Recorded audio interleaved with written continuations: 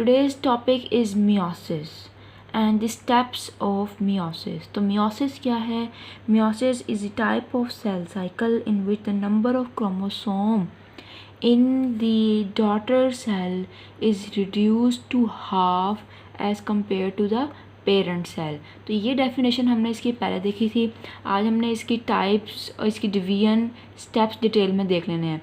Basically इसकी दो divisions हैं, मियोसिस 1 एंड मियोसिस 2। मियोसिस 1 में प्रोफेज 1, मेटाफेज 1, एनाफेज 1, टेलोफेज 1 आता है एंड मियोसिस 2 में prophase 2, metaphase 2, anaphase 2 and telophase 2 आ जाता है। बेसिकली होता क्या है, ये प्रोसेस जो मियोसिस का प्रोसेस है ये सिर्फ और सिर्फ डिप्लॉयड सेल में होता है। हैप्लॉयड सेल में ये नहीं होता। डिप्लॉयड सेल वो जिसमें number of chromosome double present हों, 2n n number of chromosome 2 means double, तो डिप्लॉयड सेल बन गया। यहाँ मियोसिस 1 फेज़ 1 होगी, हमारे पास मियोसिस 1 होगी तो रिडक्शन हो जाएगी n। इसीलिए जो मियोसिस 1 है इसको हम रिडक्शन डिवीजन भी कहते हैं। इन शॉर्ट पूरे मियोसिस में सिर्फ मियोसिस 1 ऐसा है जिससे reduction in the chromosomal material of the cell होती है, जबकि मियोसिस 2 जिससे अब 2 से 4 बनने हैं सेल, उनके अंदर नंबर ऑफ क्रोमोसोम सेम के सेम रहेंगे, बिल्कुल ऐसे माइटोसिस में होते हैं। That's why we also called meiosis 2 as just like as mitosis. हम मियोसिस 2 को माइटोसिस भी मिसलीडिंगली कह देते हैं। ओके, जो मियोसिस है हमारे पास it is different from mitosis. कुछ एस्पेक्ट्स में हमारे पास ये डिफरेंट है, तो डेफिनेशन में आपने देख लिया। दूसरा ये डिप्लॉयड सेल जो है उसमें ही होती है। थर्ड बात जो आपने याद रखनी है, ये एक बहुत लॉन्ग प्रोसेस है, it's a very long process. And fourth बात जो आपने इसमें याद रखनी है, पॉइंट याद रखना है, वो ये कि prophase of meiosis 1 is very lengthy than the prophase of the mitosis। अच्छा, नेक्स्ट बात इसमें जो याद रखनी है वो है होमोलोगस क्रोमोसोम। यहाँ पर अकेले नहीं होंगे बल्कि क्या होंगे, पेयर की फॉर्म में होंगे, in the form of pair. तो हम यूँ कह सकते हैं पेयर ऑफ होमोलोगस क्रोमोसोम जो हैं यहाँ पर वर्क कर रहे होंगे, यहाँ पे सेपरेट होंगे। ये होमोलोगस पेयर क्यों होगा, हमें मालूम है कि ये मियोसिस का जो प्रोसेस है ये डिप्लॉयड सेल में होता है। तो ये सेल मैंने एक लिए जिसमें मैं न्यूक्लियस बना रही हूँ, तो नंबर ऑफ़ ये एक क्रोमोसोम बन गए, इसके 2 क्रोमेटिड्स हैं। तो पेयर ऑफ होमोलोगस क्रोमोसोम का मतलब होगा इसी के साथ इस जैसा एक दूसरा क्रोमोसोम भी प्रेजेंट होगा। तो अब इसको हमने कहना है pair of homologous chromosome. Homologous chromosome जो हैं हमेशा एक जैसे होते हैं लेकिन आइडेंटिकल नहीं होते, यानी कि एक जैसे होंगे लेकिन हूबहू नहीं होंगे। ओके, अब नेक्स्ट बात जो आपने याद रखनी है मियोसिस के लिए वो ये कि मियोसिस 1 में हमेशा इससे पहले जो इंटरफेज़ होता है उसमें G2 फेज़ जो है एब्सेंट होगी, G2 फेज़ जो है नहीं होता। ओके, अब हम मियोसिस 1 को देख लेते हैं। मियोसिस 1 में हमारे पास वही स्टेप्स हैं जैसा कि माइटोसिस में थे, लेकिन चूंकि यहाँ पे 1 वर्ड जो लगा है अब हर स्टेप के साथ 1 1 1 हमने लगा देना। तो सबसे पहला हमारे पास जो स्टेप है प्रोफेज 1। ये प्रोफेज 1 जो है ये बहुत ही लेंथी प्रोसेस है, इसके अंदर मज़ीद डिवीजन है, इसके अंदर मज़ीद जो है काफ़ी सारे इंपॉर्टेंट स्टेप्स हैं जो मियोसिस 1 को रिडक्शन फेज़ या रिडक्शन डिवीजन बनाते हैं। तो सबसे पहले हमारे पास है लेप्टोटीन, ये सबसे पहले होने वाला स्टेप है प्रोफेज 1 का। सीक्वेंस आपने यही याद रखना है। नेक्स्ट है zygotene, second is the zygotene, third is pachytene. अब ये PACH जो है इसका आपने काफ की जो है साउंड निकालनी है। फोर्थ है हमारे पास diplotene, fourth is the diplotene and the last of the prophase 1 is diakinesis. तो हमारे पास ये 5 स्टेप्स हैं फॉर द प्रोफेज 1 में, leptotene, zygotene, pachytene, diplotene and diakinesis. Okay, the first step of the prophase 1 is the leptotene. तो leptotene में होता क्या है, ये हमारे पास एक सेल है, डिप्लॉयड सेल के अंदर क्रोमेटिन जो मटेरियल है इसकी थिकनिंग स्टार्ट हो जाएगी। ये इस तरह से आपको विजिबल होना शुरू हो जाएगा। तो थिकनिंग स्टार्ट हो जाएगी। साइज़ ऑफ द ये जो न्यूक्लियस है, ये मैंने पहले ही बड़ा बनाया है, ये इंक्रीज़ होने लग जाएगा। होमोलोगस क्रोमोसोम जो है बनना स्टार्ट हो जाएंगे और ये एक दूसरे के करीब आने लग जाएंगे। ये मैंने एक क्रोमोसोम बना दिया, दूसरा ये इसका होमोलोगस क्रोमोसोम बना दिया जी मैंने, ये एक बना दिया क्रोमोसोम और ये इसके साथ वाला इसका होमोलोगस क्रोमोसोम एक दूसरे के पास आना शुरू हो जाएंगे और ये कुछ ही घंटे के लिए ड्यूरेशन इस लिप्टोटीन का रहेगा। ओके, नेक्स्ट हमारे पास जो है वो है प्रोफेज 1 का सेकंड स्टेप ज़ाइगोटीन। ये मियोसिस के अंदर प्रोफेज 1 में सबसे पहले होने वाला इम्पॉर्टेंट स्टेप है। It is very important. इसमें first important phenomena of the meiosis हो रहा है और वो फिनोमिना क्या है, साइनेप्सिस। साइनेप्सिस क्या है, इट्स अ प्रोसेस। कैसा प्रोसेस, एक ऐसा प्रोसेस जिसमें होमोलोगस क्रोमोसोम की पेयरिंग हो जाए। ये हमारे पास एक क्रोमोसोम है, इसका पेयर सेकंड क्रोमोसोम जो है ये है हमारे पास। तो इस तरह से ये प्रेजेंट होगा। अब ये आपस में पेयरिंग हो जाएगी बिल्कुल इस तरह से। अगर ये फिंगर है मेरी, ये क्रोमोसोम है दूसरा, तो ये यूं अटैच हो जाएगा, ये यूं। दूसरा क्रोमेटिड इसका ये यूं अटैच, तो ये दोनों आपस में इस तरह से अटैच हो जाएंगे। इसको हम कहेंगे कि ये हमारे पास हुई है pairing of the homologous chromosome. अब ये तो है प्रोसेस का नाम। इस प्रोसेस साइनेप्सिस के प्रोसेस में जो हमारे पास स्ट्रक्चर बनता है, इस स्ट्रक्चर को हम क्या कहते हैं, बाईवेलेंट और टेट्राड। अब इसको बाईवेलेंट या टेट्राड क्यों कहते हैं, बाई मीन 2 या टेट्रा मीन 4। ऐसा स्ट्रक्चर जिसमें 2 क्रोमोसोम इन्वॉल्व हों या ऐसा स्ट्रक्चर जिसमें 4 क्रोमेटिड इन्वॉल्व हों, उसको हम टेट्राड कहते हैं। ओके, नेक्स्ट हमारे पास प्रोफेज 1 में जो प्रोसेस है, ये स्टेप है वो है pachytene. Third step and the second most important step of the meiosis. इसमें होता क्या है, बहुत ही important phenomena, pairing of the chromosome जो है वो कंप्लीट हो चुकी है, जो कि स्पेसिफिक थी। मतलब एक स्पेशलाइज्ड एंड हैं क्रोमोसोम के जो आपस में पेयर अप होते हैं। नेक्स्ट पैकेटीन जैसे ही स्टार्ट होगी, पेयरिंग कंप्लीट हो जाएगी। अब एक नया प्रोसेस जो है स्टार्ट होगा, वो जो पैकेटीन में ही हमेशा होता है, उसको कहते हैं क्रॉसिंग ओवर। तो ये क्या है क्रॉसिंग ओवर, एक क्रोमोसोम के सेगमेंट्स, ये मैंने यहाँ पे डार्क कलर से बना रही हूँ, एक क्रोमोसोम के जो हमारे पास क्रोमेटिड है वो दूसरे क्रोमोसोम के क्रोमेटिड, इन शॉर्ट में यूँ कह सकती हूँ नॉन सिस्टर क्रोमेटिड आपस में स्ट्रक्चर बनाएंगी, यूनाइट हो जाएंगी और ये एक्स शेप स्ट्रक्चर बना के, एक्स शेप। अब यहाँ पे हमारे पास ये आप देख रहे हैं, ये लाइट कलर है, ये डार्क कलर, ये अपना इतना सा सेगमेंट इसको दे रहा है और ये जो हमारे पास लेफ्ट वाला ये राइट को दे रहा है। इतना नीचे से देखें, ये हमारे पास एक क्रोमोसोम का एक क्रोमेटिड दूसरे अपने नॉन सिस्टर क्रोमेटिड को सेगमेंट दे रहा है।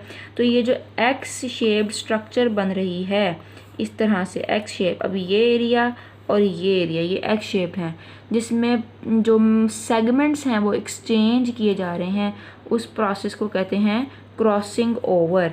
अब क्रॉसिंग ओवर से बेसिकली होता क्या है, जो जीन्स पहले क्रोमोसोम के इस क्रोमेटिड पे प्रेजेंट होंगे वो दूसरे पे चले जाएंगे और जो इसमें प्रेजेंट हैं वो पहले वाले पे चले जाएंगे। इस तरह से कम्बिनेशंस आएंगी हमारे पास, वैरायटीज़ आएंगी क्रोमोसोम के ऊपर, रिशफलिंग होगी, मिक्सिंग होगी।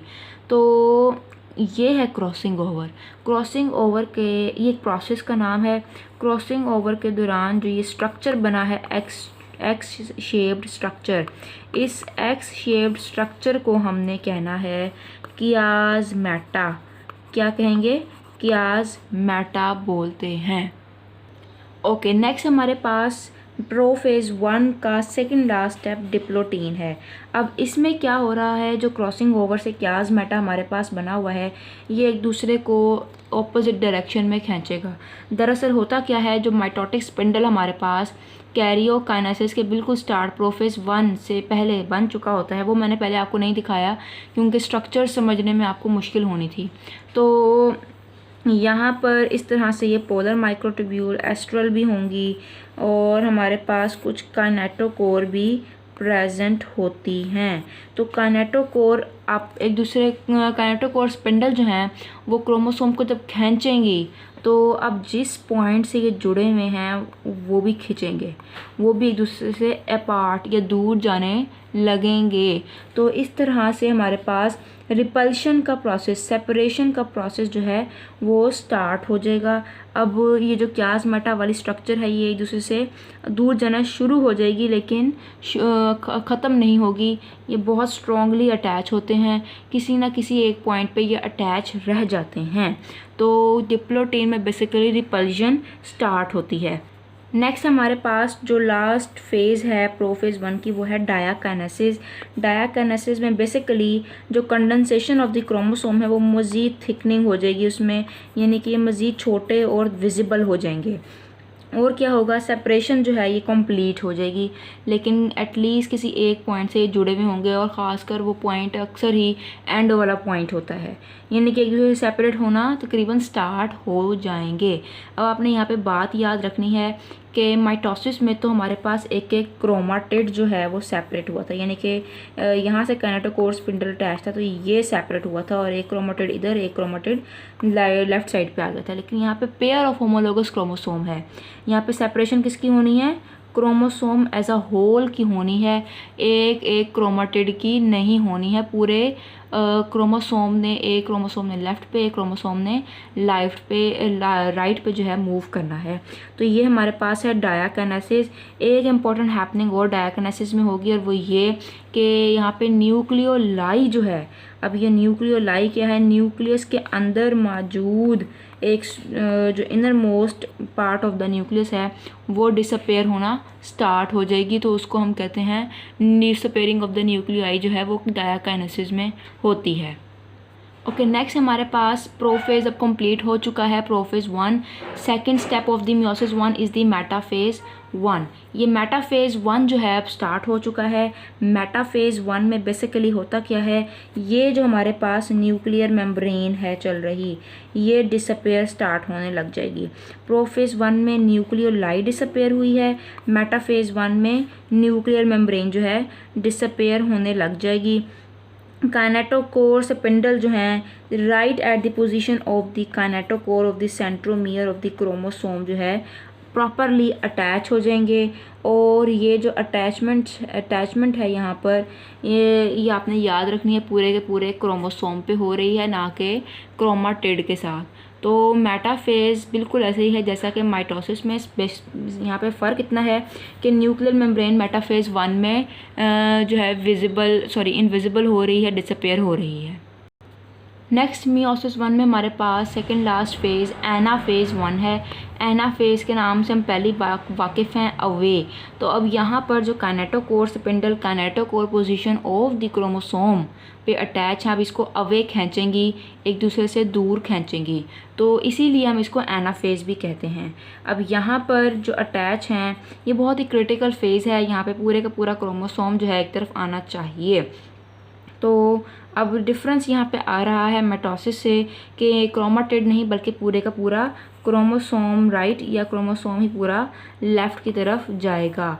तो यहाँ पर नंबर ऑफ़ क्रोमोसोम अब क्या हो रहे हैं, रिड्यूस हो रहे हैं। अगर कि एक सेल में 46 हैं तो 2 सेल जो बनेंगे हर एक सेल में 23 क्रोमोसोम किस फेज़ की वजह से हो रहे होते हैं, एनाफेज ऑफ द मियोसिस की वजह से। एनाफेज 1 ऑफ दी, ना कि एनाफेज 2 से या फिर simple anaphase of the mitosis से नहीं, बल्कि एनाफेज 1 की वजह से ये इस तरह से हो रहा होता है। जब आपने माइटोसिस का डिफरेंस याद रखना है मियोसिस से, how meiosis differ from the mitosis in anaphase. Okay, last हमारे पास जो मियोसिस 1 का स्टेप है वो है टेलोफेज 1। अब इस टेलोफेज 1 में बेसिकली होता क्या है, जो क्रोमोसोम है हमारे पास, ये दोनों अपने अपने पोल्स पे, साइड्स पे आ चुके हैं। अब साइड्स पे आने के बाद बिल्कुल थोड़ी ही देर बाद जो है हमारे पास न्यूक्लियर मेम्ब्रेन जो है बनना स्टार्ट हो जाएगी रिस्पेक्टिव पोल पे। कुछ इस तरह से ये बनना स्टार्ट हो जाएगी। अब आप देख रहे हैं एक ही सेल के अंदर 2 न्यूक्लियस प्रेजेंट हैं। तो साइटोप्लाज्म की जो सेपरेशन है वो भी स्टार्ट हो जाएगी और इस तरह से साइटोकाइनेसिस का प्रोसेस भी जो है हमारे पास हो जाएगा और इस तरह हमारे पास 2 सेल बन जाएंगे जिसमें नंबर ऑफ क्रोमोसोम जो हैं अपने पेरेंट सेल की निस्बत जो है ये हाफ होते हैं।